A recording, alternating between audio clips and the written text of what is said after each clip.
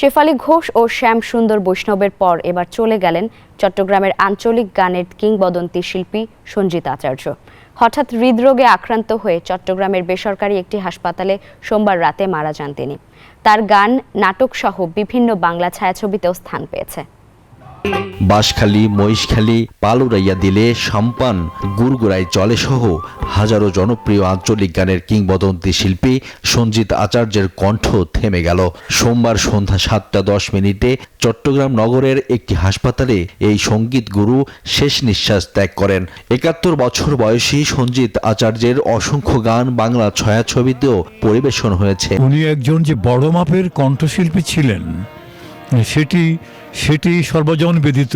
এই গানগুলা চির অমর হয়ে থাকবে। রাষ্ট্রের সর্বোচ্চ মরণোত্তর সম্মাননা যেন এই গুণী শিল্পীকে দেয়া হয়। হঠাৎ হৃদরোগে আক্রান্ত হলে বেসরকারি হাসপাতালে ভর্তি করা হয় সঞ্জিত আচার্যকে। তার মস্তিষ্কে রক্তক্ষরণ হয়।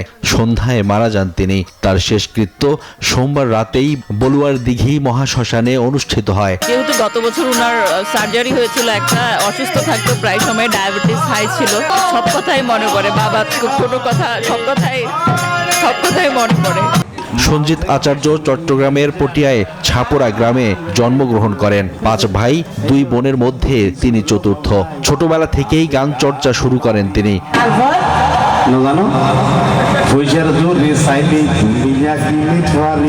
সঞ্জিত আচার্য লেখা 2টি নাটক সাম্পানওয়ালা ও সোনাই বন্ধু নিয়ে চলচ্চিত্র নির্মিত হয়। তবে রাষ্ট্রের পট পরিবর্তনের পর চট্টগ্রামের খ্যাতিমান শিল্পীদের সিটিভিতে সুযোগ না দেয়ায় মৃত্যুর আগে মেয়র বরাবর আবেগঘন চিঠিও লিখে যান তিনি, জানান চট্টগ্রাম শিল্পী সংস্থার যুগ্ম সচিব।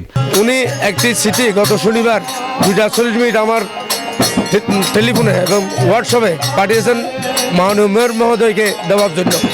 অর্থাৎ চট্টগ্রামে একটি শিল্পী কল্যাণ সংস্থার যে বাসস্থান অর্থাৎ অফিস গৃহ, এভাবেই সবার হৃদয়ে বেঁচে থাকবে সঞ্জিত আচার্য।